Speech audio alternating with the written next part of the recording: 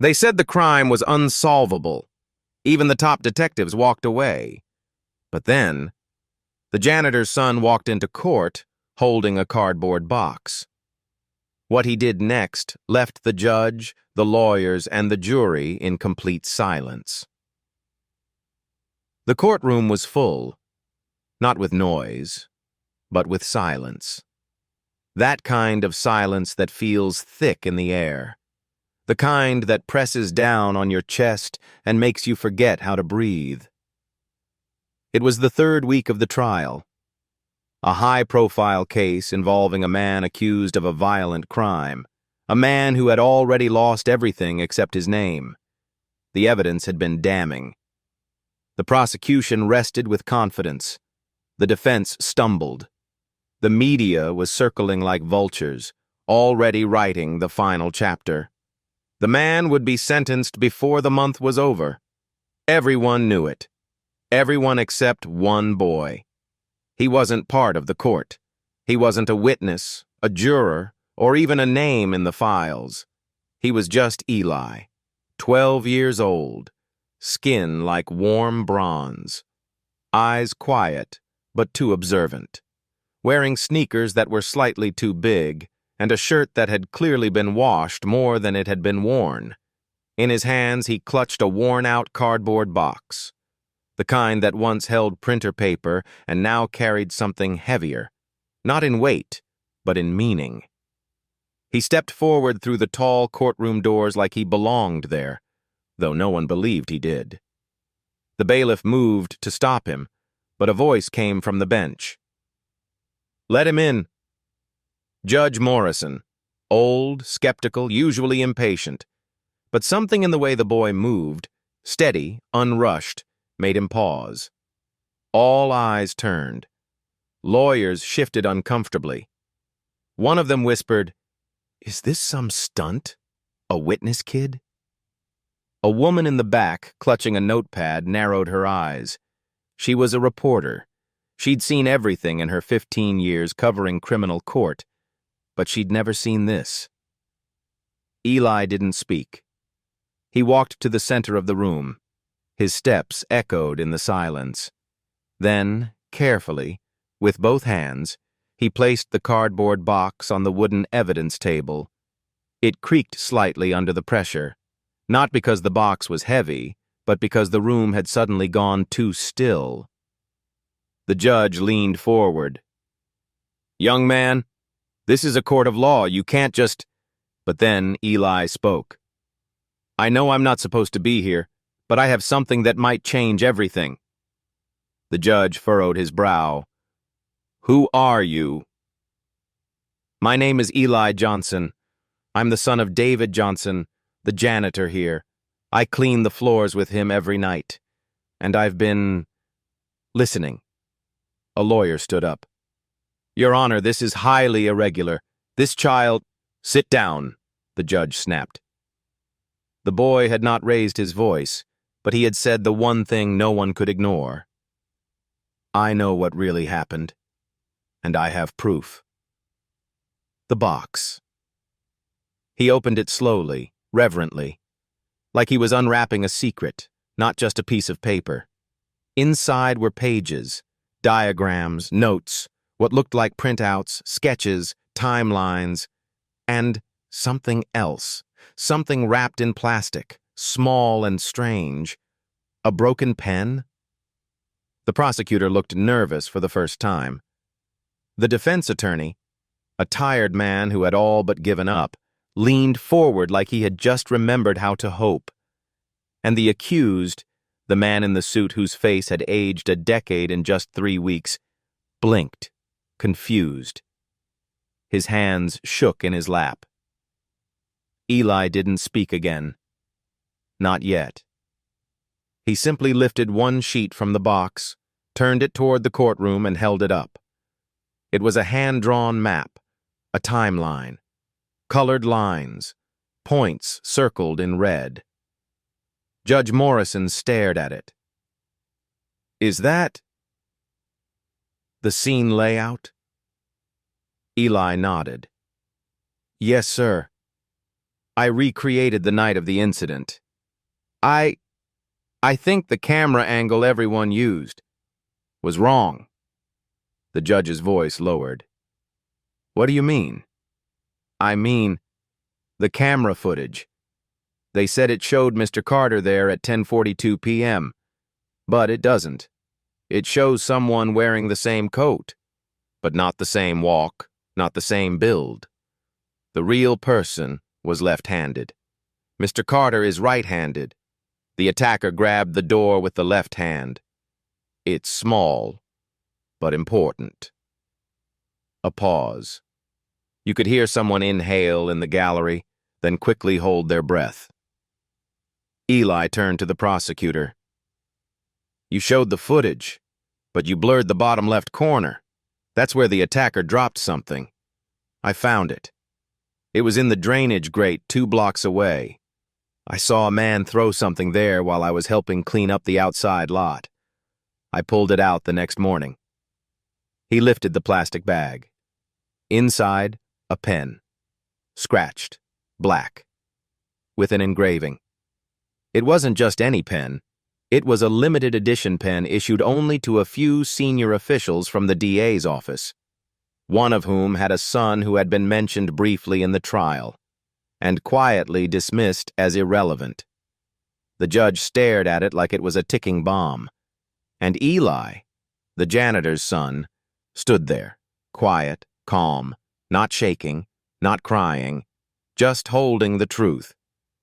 30 minutes earlier, David Johnson, Eli's father, had looked at him in their small kitchen, holding that same cardboard box. You don't have to do this, son. Eli had looked back, calm, but no one else will. And now, he was doing it. In the most powerful room in the city, where titles and suits ruled the day. It was a boy with scuffed sneakers and a cardboard box who held all the power. Long before Eli stood in the courtroom with a cardboard box, he stood in the long, echoing halls of the courthouse with a mop in his hand, next to a father who rarely smiled but always hummed. David Johnson didn't talk much, not after what happened years ago, but he hummed while he worked, quiet tunes from old records, gospel songs with no words. Sometimes, when the night was quiet enough and no footsteps echoed from the marble floors, Eli would hum with him. They were the invisible men of the courthouse, ghosts in gray uniforms, faces no one remembered unless they spilled coffee. Every night at 10 p.m., long after the last gavel had fallen, father and son would sweep the very rooms where justice was debated by day. And every night, Eli would ask, Dad, why do we clean what we don't get to use? And David would answer the same way. Because someone has to. And better we do it with pride than someone do it without it. They didn't have much. A 1-bedroom apartment above a closed-down grocery store, a couch that squeaked, a refrigerator that hummed louder than the church choir. But they had each other, and Eli had curiosity, the kind that didn't know how to sleep. He read everything, old case files, crumpled notes left in the bins, pieces of shredded statements that he would secretly tape back together.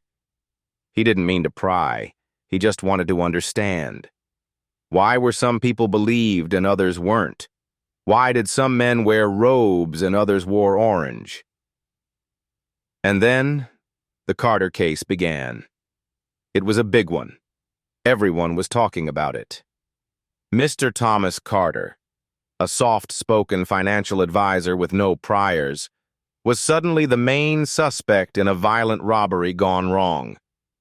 A witness said they saw him. A camera confirmed it. His own alibi had holes. But Eli listened. He listened from behind benches, from janitor closets, from the hallway as the defense muttered frustration into the phone. And nothing added up. One night, while David was mopping the lower hallway outside the security evidence room, Eli wandered into the storage closet nearby. He sat cross-legged on the dusty floor, a flashlight in one hand and a notepad in the other. He started sketching.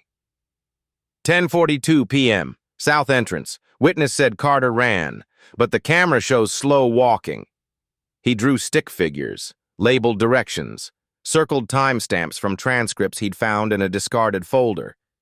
It was almost like solving a puzzle, but the pieces didn't fit, unless you imagined that Carter wasn't the one in the footage.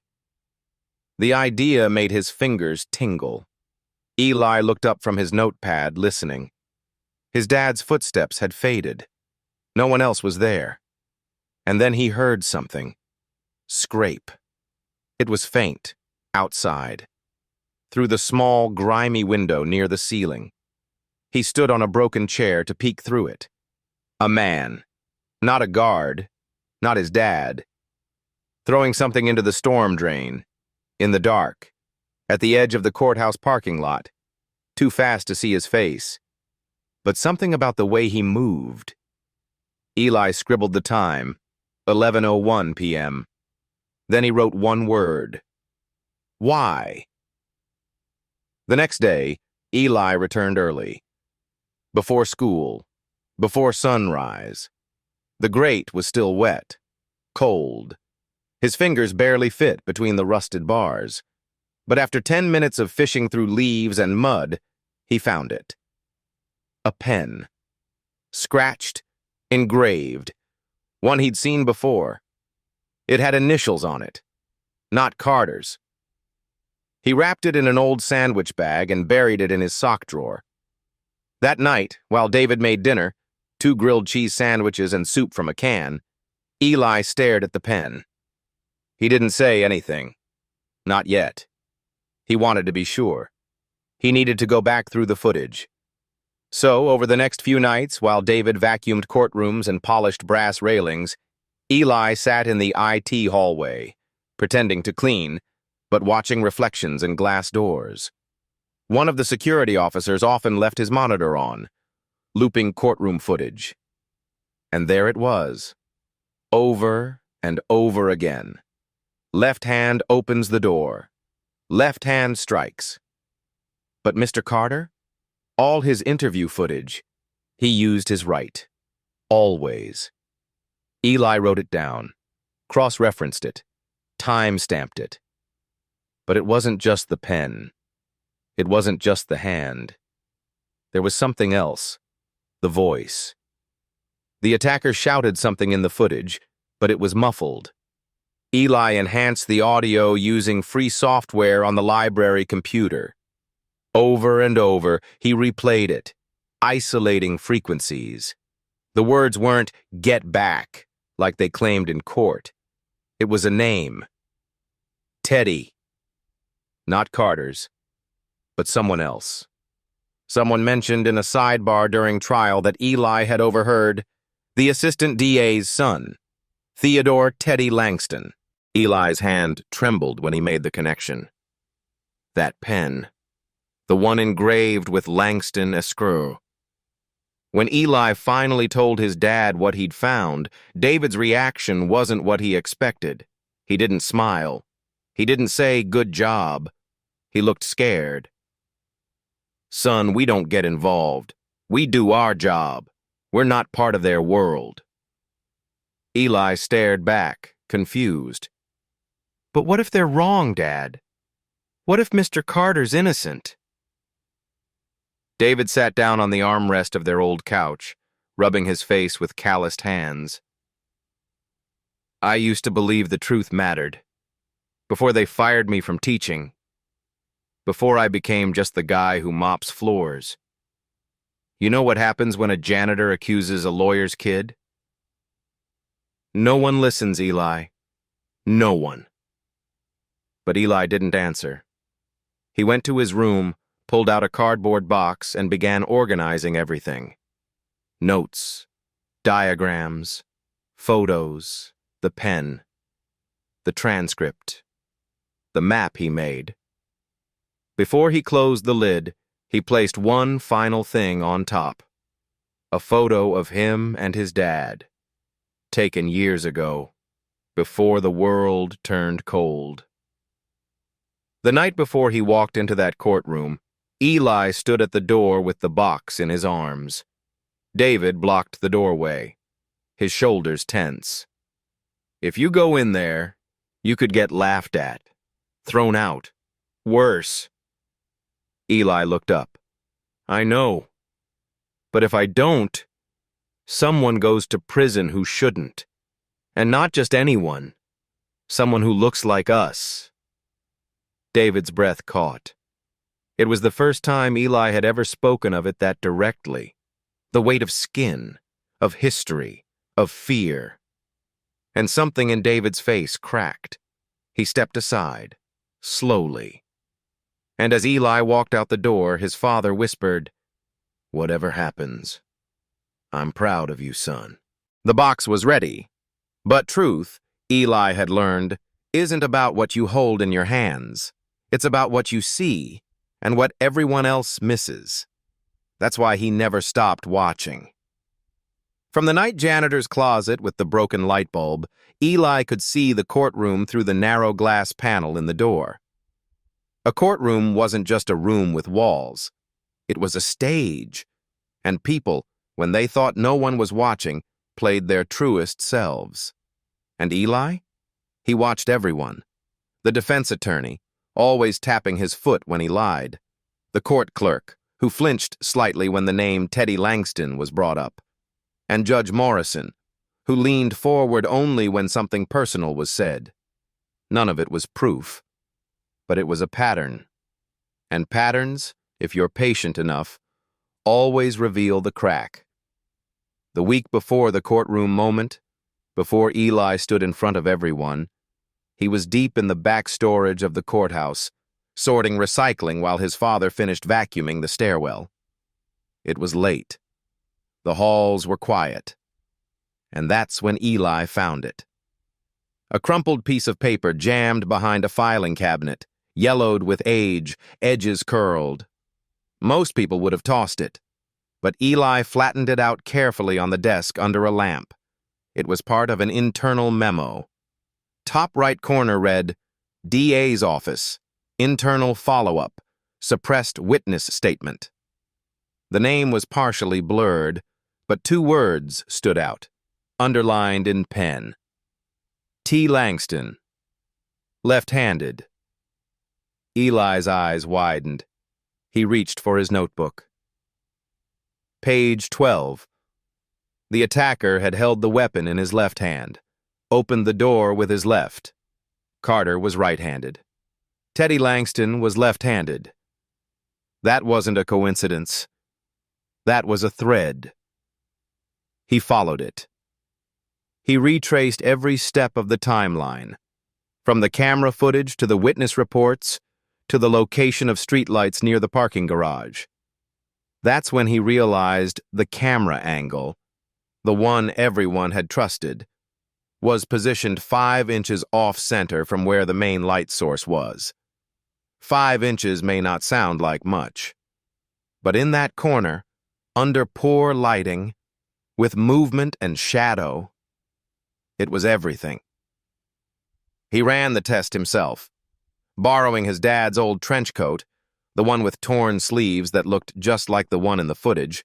He had his friend Leo record him at night near the courthouse with an old phone. Once with his right hand, once with his left. Then Eli overlaid the video, frame by frame.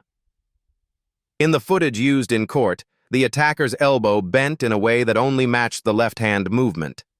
When Eli played his own recording side by side, the match was undeniable. But only in the left-handed trial. Carter wasn't in that footage. But how to prove it? He had the pen. He had the timeline. Now he needed to understand why the prosecution was pushing so hard. And that's when he made his boldest move yet. At 9:30 p.m. one night, while cleaning the judge's private lounge, a space David usually forbade him to enter, Eli found a forgotten briefcase. Leather. Locked. But the combination was still factory default. 000. Inside, papers, schedules, nothing illegal. But then, a slip, a calendar notation, scribbled on a yellow sticky note. Meeting water DA re, Teddy situation, no press, quiet. Dated 2 days before the trial began. Eli's breath caught. There had been internal discussions about Teddy, private ones, but no mention of them in court. That meant someone had tried to protect him, hide him, redirect attention. And Mr. Carter? He'd been the perfect scapegoat. Wrong place, wrong time, right profile. Eli's stomach turned. Not because he was surprised, but because the world had always been this way. Just no one ever believed kids could see it. Back at home, Eli worked late into the night. The cardboard box became his case file. Each folder had a name, each note a number. He labeled the angles. He diagrammed shadows. He used a flashlight, salt shaker, and an eraser to recreate the crime scene on his kitchen table. The eraser was the victim, the salt, the weapon, the flashlight, the streetlight. And he proved it to himself. There was no way Carter could have been the attacker unless he had suddenly changed his dominant hand and grown 3 inches in 2 days. But one clue still haunted him. The voice in the footage. He replayed it over and over on school headphones in the computer lab. He had even borrowed a free audio editor and slowed the sound to 25%. Finally, he heard it. One clear word. Teddy. It wasn't a warning. It wasn't fear. It was recognition. The victim had recognized the attacker, and that name had been left out of the transcript, intentionally. So Eli asked his father, "Did you ever clean Courtroom 5 the day after the attack?" David looked up, surprised. "Yes." "Why?" "Did you see anything strange on the walls? Papers? Diagrams? Lists?" David frowned. There was one list. Someone left it behind on the jury table. It had names, most crossed out. One wasn't. Eli leaned forward. "Do you remember it?" David's voice dropped. "Langston." By now, the box was full. Not of theories, but truths. So quiet, so invisible, that no one had noticed them for weeks. But they were there. And in Eli's world, the world of floor wax and forgotten corners, the truth had nowhere to hide. He told himself again and again, this wasn't about revenge. It wasn't about being right. It was about not letting another man lose everything just because the system only listened to the loudest voice in the room. Eli wasn't loud, but he had something louder than shouting. He had evidence. That night, as he sealed the box for the last time, he found a small note his father had once slipped into his lunch when he was 7. Crumpled. Old. It read, "Even the smallest broom can sweep away the biggest lie." Eli smiled. He placed the note on top of the box. And he knew. Tomorrow, the truth would walk into that courtroom. Not dressed in a suit, not called by a title, but holding a cardboard box. There's a moment in every mystery. Not when the answer is found, but when the pattern finally reveals itself. It doesn't explode into view. It whispers. And Eli heard that whisper. Not in court, not in books, but in the way things didn't line up. For weeks, everyone had focused on what was visible. The footage, the fingerprints, the broken timeline. But Eli focused on what had been discarded, overlooked, dismissed. Because sometimes the truth doesn't hide. It's just buried under people's assumptions. On a rainy Wednesday afternoon, Eli sat alone in the courthouse library, a pile of red-marked folders spread across the desk in front of him. He was technically banned from entering, but the librarian had a soft spot for the janitor's son. especially one who left no noise and returned books cleaner than he found them. The pages crackled under his fingers. He wasn't reading. He was tracking. Each page had a corner folded, a scribble added in pencil, a strange gap in a printed sentence. What Eli found wasn't one piece of evidence. It was a pattern of omission. One file after another, the same type of detail had been erased or redacted. Witnesses who said the figure walked with a limp. Surveillance timestamps slightly inconsistent. Security staff testimonies that had been shortened. One parking lot camera that had gone offline exactly 3 minutes before the crime, too small to matter individually. But when placed on a whiteboard Eli built from a torn science fair trifold, they aligned. A shape emerged. Someone had curated the narrative. Someone powerful.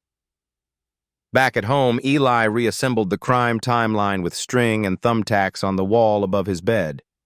His dad stared at it like it was a war map. "What are you doing, son?" Eli didn't turn around. "The truth has shape, Dad. It's never random, and this one's been bent." David stepped closer. His eyes fell on one red pin at the bottom corner. "That's not a timestamp." "No," Eli said. "It's the missing 3 minutes." He had gone back and scanned the court's digital logs. 3 minutes. Between 10:39 p.m. and 10:42 p.m., the exact time the crime was committed, the South Wing camera had gone blank. The excuse? A routine maintenance glitch. But Eli traced the work orders. There was no scheduled maintenance. That night, Eli couldn't sleep. He tossed and turned, and at 2:06 a.m. he got out of bed and opened the cardboard box again. The pen. The diagram. The note from the filing cabinet. The jury list. The voice clip. He played the audio one more time, slowed it to 10%. Teddy. But then, something else. A breath. An echo. He amplified the waveform. It was faint, but it was there. A second voice. "Not here." Male. Older. Urgent. And Eli had heard that voice before, from a hallway, during a recess, during the trial, the head of security. At school the next day, Eli didn't hear the lessons. He saw only patterns. Chalk on the board looked like angles. Formulas reminded him of crime scene vectors. He ate alone. He walked home slower than usual. The world had changed. It had tilted slightly, because Eli was no longer holding a theory. He was holding the truth. And it was dangerous. 3 nights before the courtroom, Eli did something he had never dared before. He approached the security guard, Mr. Rayner, a tall man with a crooked nose and a nameplate that always looked freshly polished. "Sir," Eli said, clutching a rag in one hand, "did you ever fix the South Wing camera?" Rayner blinked. "What are you talking about, kid?" "The camera that went out the night of the Carter case, 10:39 to 10:42. Rayner's eyes flickered. Not long. Not enough for someone else to notice. But Eli noticed. "I'm just the janitor's son," Eli said softly. "But if I found something I wasn't supposed to, would anyone even care?" Rayner didn't answer. He just turned and walked away. Fast. And that was answer enough. That night, Eli returned home and told his father, "It's bigger than Carter. Someone inside this building tried to cover something up." David sat in silence. Then, without a word, he got up, walked to the closet, and pulled down something Eli had never seen before. A box covered in dust. Inside, photos, letters, an old ID badge. David Johnson, High School Teacher of the Year, 2002. Eli stared. "You were a teacher?" David nodded. "I taught physics, until I spoke up for a student who was falsely accused. They didn't like that. So they demoted you? They erased me. He looked at his son with eyes both proud and haunted. That's why I was scared when you started digging, because I know what this system does to people who refuse to look away. But Eli wasn't afraid anymore. He didn't want revenge. He didn't want fame. He just wanted justice to stop being a word whispered by the privileged and start being something even a janitor's son could hand over in a cardboard box. So the night before he stepped into court, Eli rehearsed his final presentation. He laid out the materials across their kitchen table like a museum curator. Top left, the security timeline. Top right, the hand analysis video. Center, the pen, labeled and bagged. Bottom, the map with red pins. Last column, the audio transcript, time-coded with 2 voices. He practiced every word. He didn't memorize. He understood. And when his father asked, "Are you sure you want to do this?" Eli just looked at him and said, "I don't want anyone else to suffer just because someone with power can lie better than they can speak." There are crimes of action, and there are crimes of silence. And Eli had spent his whole life watching the second kind win. But not this time. This time, the boy who wasn't supposed to be seen, who cleaned up after others, would be the one to expose them all. The rain began just after midnight. It wasn't loud, just steady, the kind of rain that made the world feel like it was holding its breath. In the small apartment above the shuttered grocery store, one light still burned. It came from the kitchen table, where 12-year-old Eli Johnson sat, wide awake, staring at a cardboard box filled with everything he believed in. His father stood by the window, arms folded across his chest. He'd been quiet for a long time, not angry, not frustrated, just afraid. "You don't have to do this," David said, breaking the silence. Eli didn't look up. He was adjusting one of the printouts, the map with the red pins, aligning it perfectly against the inside edge of the box. "If I don't," Eli said softly, "someone goes to prison for something they didn't do." "You're 12 years old, Eli. This isn't your job." Eli finally looked up. "Maybe not. But I'm the only one who saw it." David's jaw tensed. He walked over, pulled out the creaky wooden chair across from his son, and sat down heavily. "You know what happens when someone without power speaks against those who have it?" Eli nodded. "You lose everything." David looked away. He had never told Eli the full story of why he was no longer a teacher. Only the outline. That he'd stood up for a student. That the school board had turned on him. That the district had revoked his license over conduct unbecoming. But he'd never said the student was black, or that the accusation had been built on the same kind of lazy assumptions that had targeted Carter. He'd never told Eli that he hadn't just lost his job, he'd lost his voice. Until now. Until Eli started speaking for both of them. David's voice dropped low.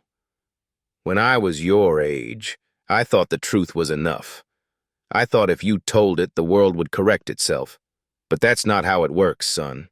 The truth scares people, especially when it comes from someone they think shouldn't be speaking."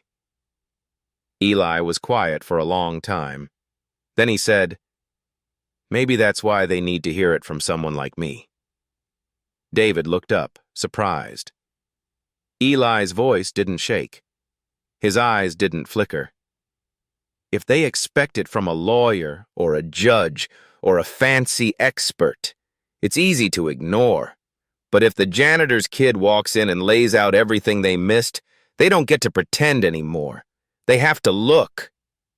David's throat tightened. He had seen his son's intelligence for years, in the way he solved puzzles in seconds, in the way he listened more than he spoke. in the way he memorized courtroom dialogue like lines from a play. But tonight, he didn't see a boy. He saw a man, not in age, but in courage. David reached forward and gently picked up one of the pieces of evidence, a still frame from the video footage with Eli's handwriting in red ink. Note: left-hand motion here. He exhaled slowly. You're sure about this? Eli nodded. It's all in the pattern. Every angle. Every second. The real attacker was never Carter. He was just easy to blame. David's hand shook slightly as he placed the photo back in the box. Then he whispered, "You're your mother's son." Eli blinked. He rarely spoke of her. She would have marched in that courtroom with you, head held high. Eli looked down. Do you think she'd be proud? David didn't answer with words. He stood, stepped into the hallway, and returned with something Eli had never seen before. A worn envelope. Inside, a photo.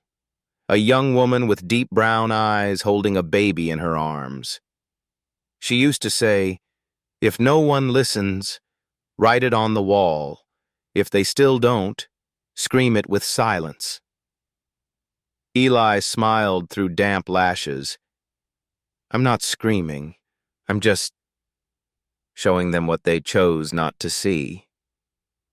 They packed the box together, silently, deliberately. Each paper placed like a sacred object, each photograph set with care. David placed one last item inside, a folded napkin with scribbles from the courtroom cafeteria. On it, a line from Eli's notebook. "Facts don't lie, people do." At 2:38 a.m., the rain slowed. The street lamp outside flickered, then held steady. David walked to the stove and poured 2 mugs of hot water with lemon. No tea bags, just warmth. He sat down beside Eli and raised his mug. "To the truth," he said softly. Eli lifted his. "To the ones who see it." As they sipped, David reached into his wallet and pulled out something Eli had never seen before. A small bronze coin. On one side, the word courage. On the other, justice. "Your mother gave this to me the night before our wedding," David said. "Said it was to remind me that love without justice is survival, not life." He slid it across the table. "I want you to carry it in your pocket tomorrow. Not because you need luck, but because the world will try to forget you belong in that room. This will remind you. You do." Eli picked it up carefully. It was cold and heavy, not in weight, but in memory. They didn't go to bed. At 5 a.m., the sun peeked through the rain-clouded window. Eli stood, buttoned his cleanest shirt, pale blue, slightly wrinkled, but freshly ironed by David himself, and pulled on his sneakers. David helped him fold the top flaps of the cardboard box shut, securing it with a single strip of tape. "You ready?" David asked. Eli looked up, coin in one hand, the other resting on the box. "More than ready." They walked together down the old staircase, past the boarded-up grocery sign, out into the gray morning. The courthouse loomed in the distance, columns like cold giants, silent and waiting. Eli held the box with both arms, pressed against his chest like armor.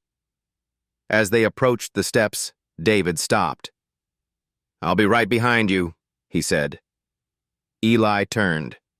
"But I want to walk in alone." David paused. His lips tightened. Then he nodded. "Okay, son. Make them listen." And so, the janitor's son climbed the marble steps. One by one, his back straight, his eyes forward, his heart steady. Inside that box was everything they missed. But inside him was everything they feared and everything they never expected.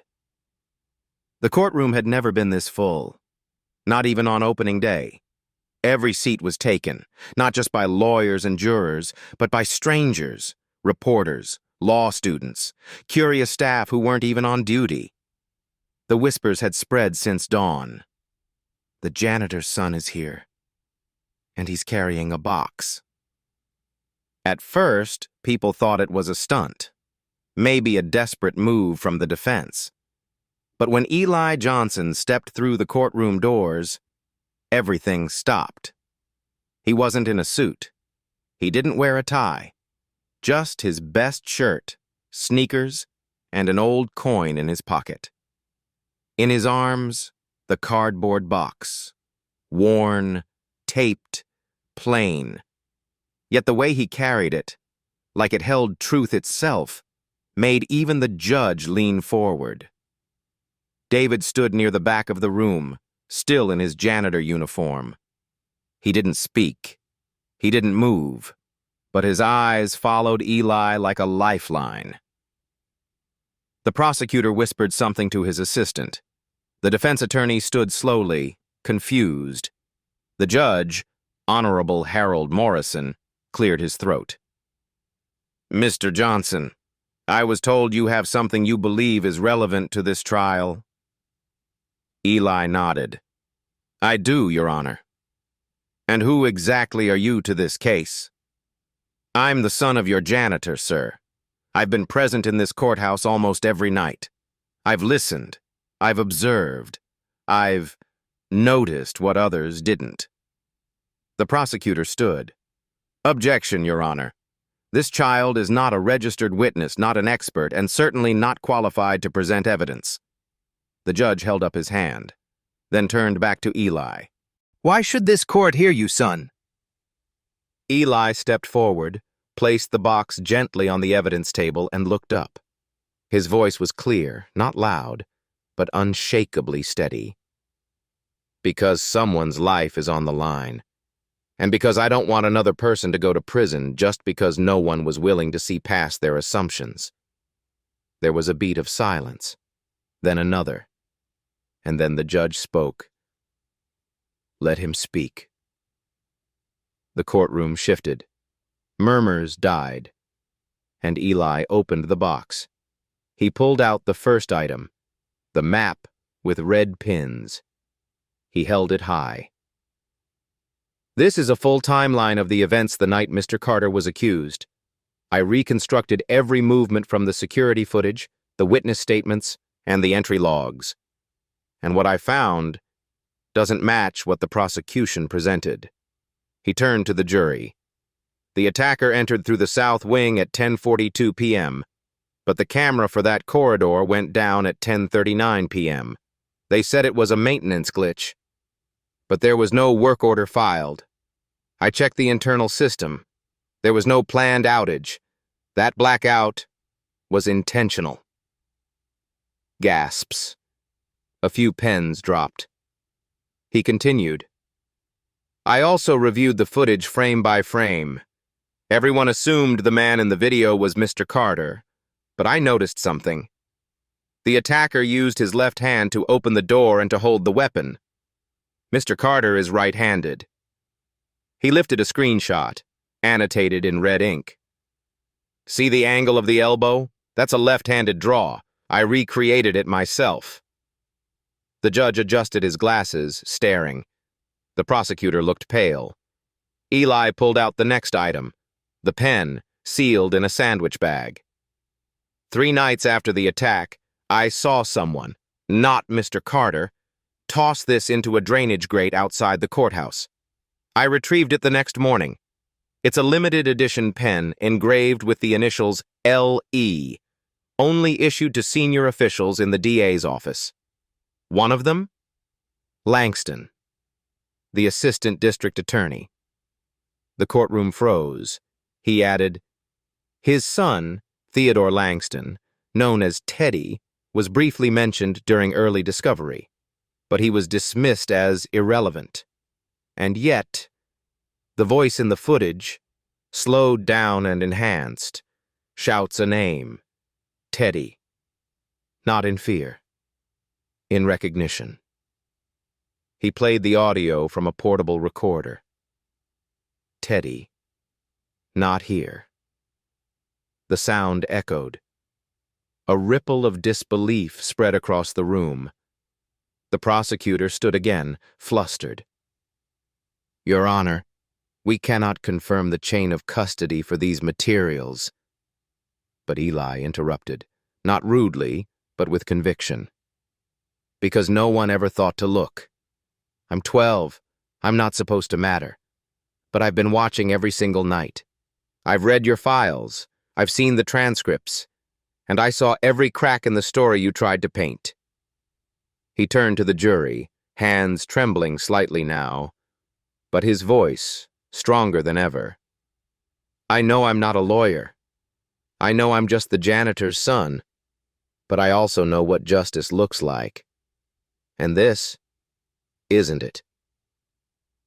You tried to build a case on shadows, on silence, on the fact that a man didn't have the right face or the right words to defend himself.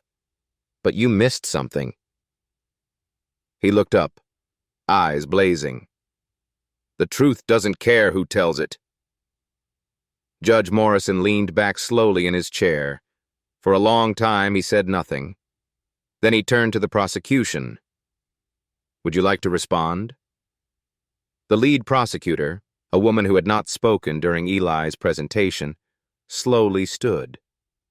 Her hands were clasped tightly, her face unreadable. No, Your Honor. The defense attorney, stunned, finally found his voice. Your Honor, I move to dismiss all charges immediately pending investigation into prosecutorial misconduct.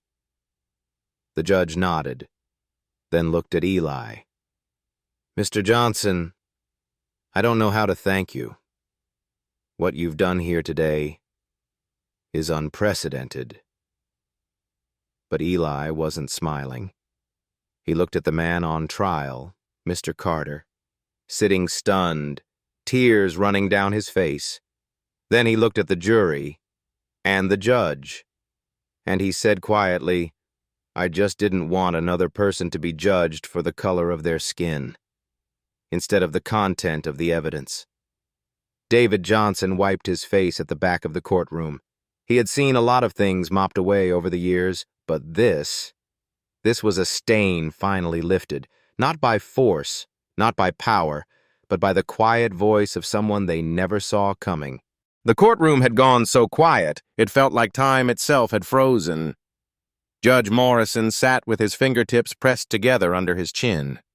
The defense attorney stared, open-mouthed, as if he'd just seen something sacred. And the prosecution, once confident, once smug, had fallen into a stunned, paralyzed silence. But Eli didn't hesitate. He stood beside the evidence table, hands steady, eyes scanning the crowd. And then he began to unpack the truth. I know this box doesn't look like much, he said. It's just cardboard and tape. But what's inside might save a man's life. He reached in and pulled out a hand-drawn timeline, laminated in plastic. It stretched nearly 3 feet across when unfolded. Colored lines snaked between dates, times, and locations, all leading toward one red circle labeled 10:42 p.m. South Wing. Impact.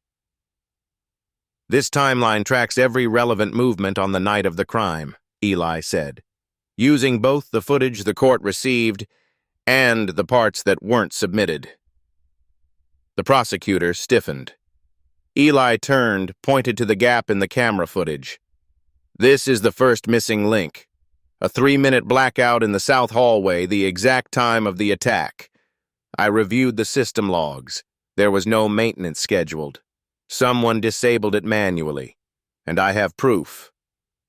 He reached into the box and removed a printout of the courthouse server's internal log file, pages highlighted in yellow. See this line? At 10:39 p.m., The south wing camera was deactivated from the main terminal. This code, AUX0002, means it was an override, and only 2 people had access to that override panel that day, the head of security and Theodore Langston. Another ripple through the room. He kept going. Next, the footage.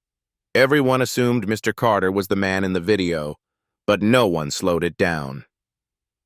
He clicked a button on a small tablet he'd brought, linked to the courtroom projector. A video played, grainy surveillance footage, slowed to 25%.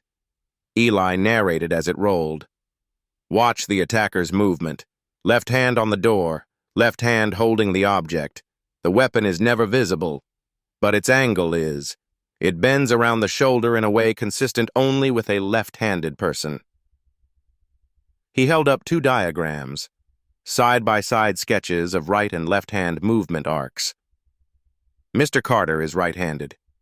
We confirmed that through handwriting, eating habits, and every public record available. But the attacker, he moves like a lefty. Teddy Langston is left-handed. Next item, the pen. Eli lifted the sandwich bag, sealed and labeled.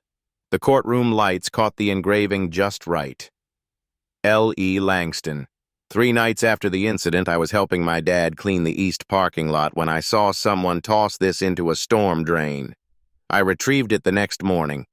It's a limited edition pen, issued only to senior staff in the DA's office, and engraved with Langston's initials. It was dropped at the exact corner where the attacker was last seen. The original police report mentioned that something metallic was heard hitting the pavement, but nothing was ever found. That's because no one looked in the drain. Judge Morrison blinked slowly. He was taking notes now, himself. Then Eli brought out the printout from the DA's office, found jammed behind the cabinet.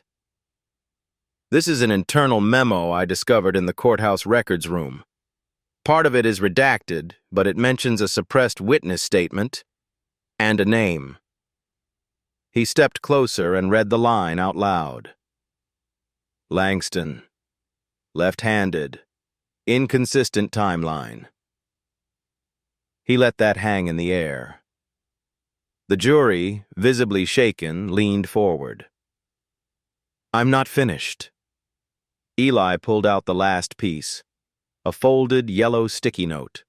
Simple, almost too ordinary. This was stuck inside the head judge's personal case file. I wasn't supposed to see it, but it matters. He turned it toward the crowd, written in shaky cursive, Meet with DA Reed Teddy situation, quiet, no press.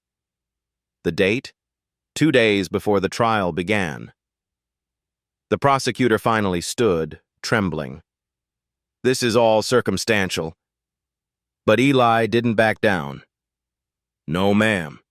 What's circumstantial is assuming Mr. Carter's guilt because he happened to be near the scene, had a quiet demeanor, and no strong alibi. What I've shown is a series of deliberate choices to hide key information, choices that point to one person and one person only. He turned to the judge. I may be 12, but truth doesn't care how old I am. It only needs someone to carry it. Mr. Carter, the accused, sat with tears rolling down his cheeks. He had not spoken the entire trial, but now he whispered, Thank you. Eli heard him and nodded. The judge held up a hand. His voice was low, gravelly, solemn. This court is now in recess. Immediately. He stood. So did the jury. So did the entire gallery. And in that moment, no one spoke. Not because they were forced to stay silent, but because truth had finally been spoken. David Johnson stepped out from the back of the room, blinking back tears. He had spent years walking these floors with his head down. Now he looked up. He saw his son, standing not at the back with a mop, but at the front with a voice. A voice that had changed everything.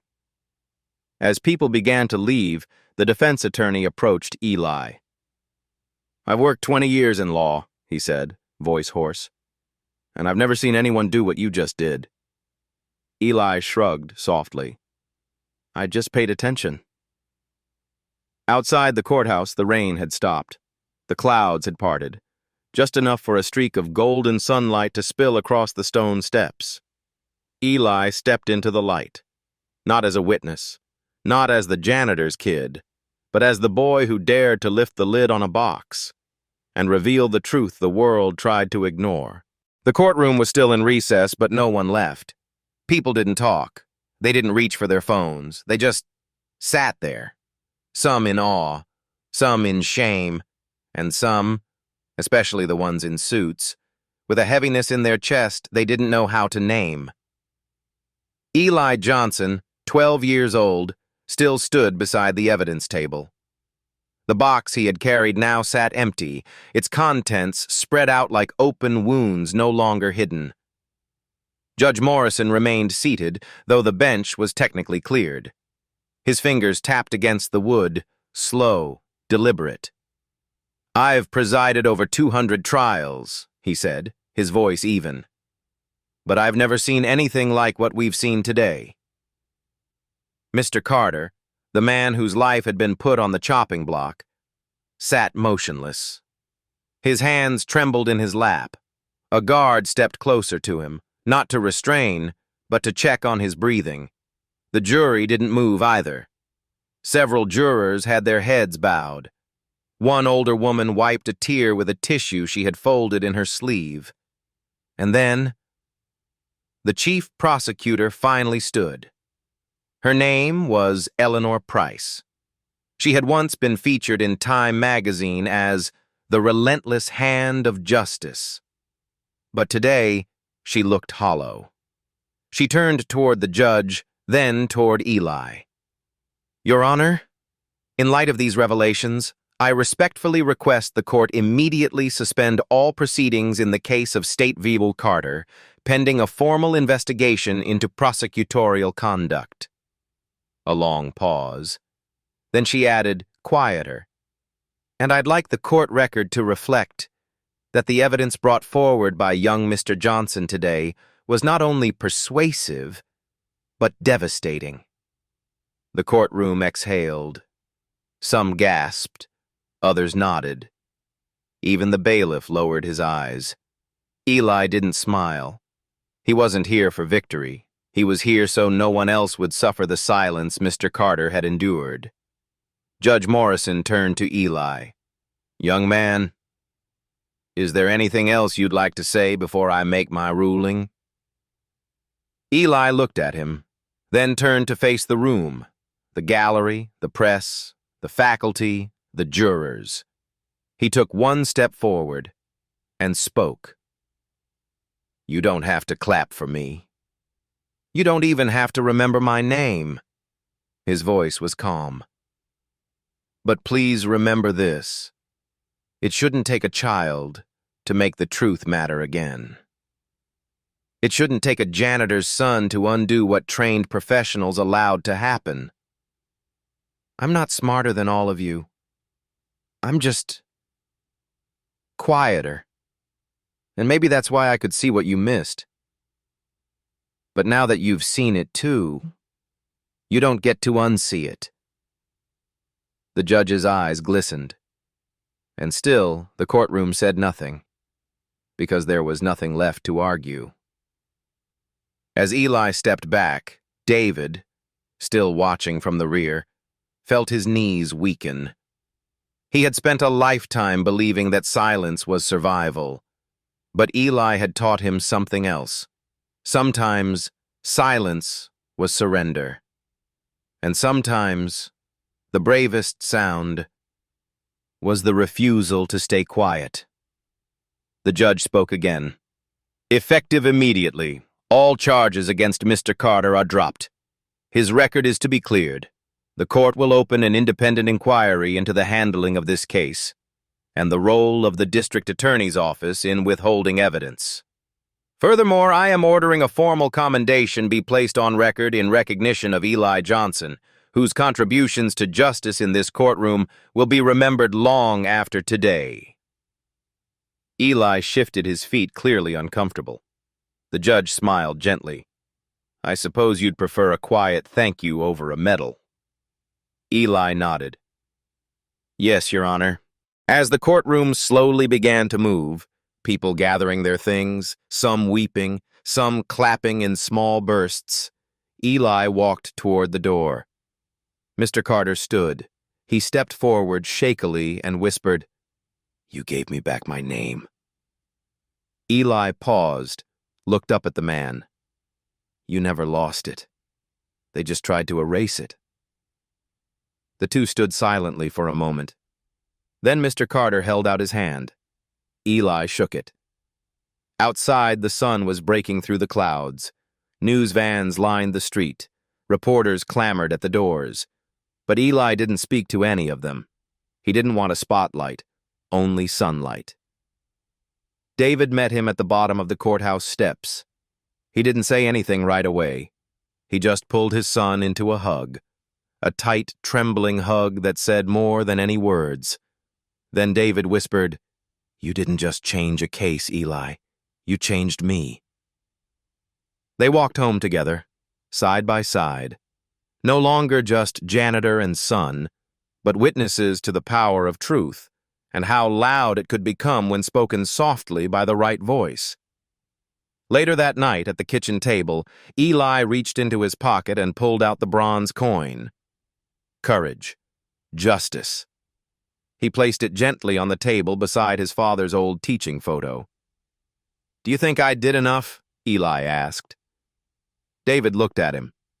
You did what no one else dared. You spoke for the ones who had no voice. That's more than enough. The cardboard box sat by the door. Empty now, but its weight remained, because it had once carried a truth no one wanted to see, until a 12-year-old boy decided that seeing it was no longer optional. The hallway outside of the courtroom was flooded with people, not with reporters, they had been kept behind ropes, but with clerks, interns, even a few off-duty bailiffs.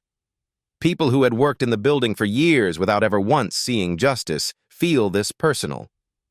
And in the center of it all, standing quietly with a calm that seemed older than his years, was Eli Johnson, still wearing the same shirt, still clutching the empty cardboard box. But now, something had changed. People looked at him and saw him. No longer the janitor's boy, no longer a shadow in the halls, but a name, a voice, a truth that refused to stay buried. The press conference was impromptu, set up not by the court, but by community leaders who had gathered outside the courthouse steps. Mr. Carter had spoken briefly. His voice still shaking, he simply said, If not for that boy, I wouldn't be free. The crowd applauded, not wildly, but with reverence. Then someone in the crowd called out, Where is Eli? David placed a hand on his son's shoulder. You don't have to. But Eli stepped forward. He didn't speak from a podium. He didn't have a speech. He just stood at the top of the steps, the wind lifting the edges of his shirt, the bronze coin heavy in his pocket. And then he spoke.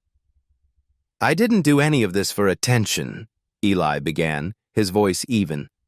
I did it because I saw something that didn't make sense, and because no one else seemed to care enough to ask. I'm 12. I'm not trained. I don't have a degree. He looked out over the crowd. But I have eyes, and ears, and a heart that hurts when I see someone treated like they're invisible. A hush fell over the people below him. Mr. Carter was almost taken away forever, not because of what he did, but because of how he looked, because of how quiet he was, because he didn't fit the picture they wanted, and because some people still think silence is easier than fairness. He paused. Then, with a breath that carried every word like it mattered more than gold, he said, "I don't want one more person to be convicted, just because of the color of their skin." There it was, not shouted, not forced, just spoken, and it shattered something. People didn't cheer, not yet. Some put their hands over their mouths, others bowed their heads. And David? David fell to one knee. He didn't mean to. His body just gave way. Tears rolled down his face, not in sobs, but in silence. The same silence he had carried for 15 years. The silence of watching injustice and feeling powerless. The silence of believing your son would grow up learning the same fear. But Eli had broken that silence. And David cried like a man seeing the world become safer for his child in real time. A local pastor standing in the crowd whispered, "That boy just rewrote how justice is supposed to sound." After the press cleared, Eli and his father walked down the courthouse steps together. Each step felt lighter than the last. They didn't speak for a while, but when they reached the sidewalk, David turned to his son and asked, "How did you know what to say?" Eli smiled. "I didn't. I just said what I never heard anyone say when it happened to you." David's breath caught. "You remember that?" Eli nodded. "I remember how the teachers stopped calling you Mr. Johnson, how we had to move apartments, how people crossed the street when they saw us. I was little, but I saw it. And I thought, if the world's gonna see me anyway, I might as well show them who we really are." They walked in silence for a few more blocks. Past the diner where David used to pick up night meals. Past the laundromat where Eli once did homework in a plastic chair while machines spun behind him. Past the alleyway where someone once muttered the word trash as they passed by. But today, people looked up. They nodded. They said, "That's him." And Eli just kept walking. Not proud, not boastful, just grounded. That evening, when they reached home, David took the cardboard box and gently placed it in the hallway closet. Not thrown out, not hidden, preserved. Then he said, "I'm going to the school board next week." Eli blinked. "Why?" David straightened his shoulders. "I want to reapply for my teaching license." Eli smiled so wide it hurt. "You sure?" David placed a hand on his son's shoulder. "Your truth gave me back mine." That night, the two of them sat on the fire escape, eating sandwiches and watching the sunset paint the city in orange. Eli took the coin from his pocket, flipped it slowly. Courage, justice. Then he said, "You think the courthouse will ever forget today?" David shook his head. "No, because the silence they used to ignore you is the same silence they'll now remember as the day you made them listen." A week had passed since the trial ended, but the story hadn't. Newspapers ran headlines like, "12-year-old boy cracks case that shook the city." "Janitor's son exposes prosecutorial injustice." "Meet the youngest truth seeker in America." Eli's name appeared in places he never imagined. TV news, podcasts, university columns. His school principal called home twice. First to apologize, second to ask if Eli would speak at the next assembly. He said no to both, because Eli wasn't looking for praise. The box was still there, quietly waiting inside the closet, beneath a worn-out jacket and a pair of boots. David hadn't touched it. Neither had Eli. They both knew what it meant. It wasn't just a box anymore. It was a witness. That Thursday morning, a black sedan pulled up in front of their apartment. A woman in a navy blue blazer stepped out, holding a leather folder. She introduced herself as Marla Whitaker from the Langston Institute for Legal Equity, the very organization once funded by the family of the man Eli had indirectly exposed. There was irony in that, but there was also progress.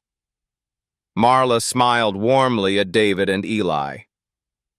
"We've reviewed the entire transcript," she said. "We believe Eli's sense of justice, pattern recognition, and ethical clarity represent something very rare." She slid the folder across the table. "We'd like to offer Eli a full scholarship to the Institute's Early Scholars Program. Mentoring, travel, field experience. It would begin this fall. He'd work alongside legal thinkers from around the world." Eli opened the folder. Inside were embossed documents, stipends, travel schedules, program outlines. It was everything most kids and their parents would dream of. David was quiet. Then he asked gently, "Eli, what do you think?" Eli looked up, and then smiled. "I'm grateful," he said to Marla. "Really. But I think I already know what I want." Marla blinked. "And what's that?" Eli stood, walked to the closet, and returned holding the cardboard box. Still a little dusty, still taped along the sides. He set it gently on the table. "I want to keep listening and learning, but I want to do it here, with him." He nodded at his father. "I don't need to be flown around the world to find the truth. It's here, in places no one looks, in courtrooms, in hallways, in mop closets and overheard whispers. If people like me don't keep watching, who will?" Marla was silent for a long moment. Then she smiled. "You just gave the best answer I've heard in 20 years. The offer stands, for whenever you're ready." She extended her hand. Eli shook it. "Thank you." "No," she said. "Thank you." And with that, she left. That afternoon, Eli and David went back to the courthouse. Not because they had to, but because that's where the work was. David held a fresh mop. Eli carried a spray bottle and rag. People watched as they walked past. Some tried to shake hands. Others tried to ask for interviews. But Eli just smiled and said, "We're just cleaning up." And they did. Floor by floor, room by room. But this time, no one looked through them. No one pretended they weren't there. As the sun dipped low, they reached Courtroom 6, the place where it had all happened. It was empty now, but it still held echoes. Eli stood by the witness box. David stood by the bench. "You sure about turning down that scholarship?" David asked quietly. Eli nodded. "Yeah, I've still got things to learn. But right now, I want to be where people forget to look." David's eyes misted. He crouched down, opened the supply closet, and handed Eli a small gift-wrapped package. "What's this?" "Open it." Inside, a brand-new leather notebook. Blank pages, crisp corners, the front embossed in silver, the second box. Eli stared. "I figured," David said, "you might need something new, to keep what comes next." Eli opened the first page. He wrote, "June 10th, first day back at the courthouse. Noticed a conversation in hallway C that didn't match the testimony from earlier this week. Will cross-check. Also, new janitor on third floor leaves coffee stains. Need to help him mop better." He smiled. "Truth's messy, huh?" David grinned. "That's why we clean." That night, after dinner, Eli sat by the window and looked out at the city.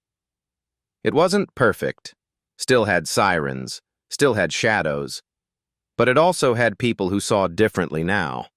because of a cardboard box, and a quiet boy who didn't think silence was an answer. He reached into his pocket, pulled out the coin. Courage. Justice. He placed it on the table beside the old pen, the one that almost got lost. Then he wrote one more line in his new notebook. The truth is never loud. It's just waiting for someone to carry it, even if that someone is 12 and carrying it in a box.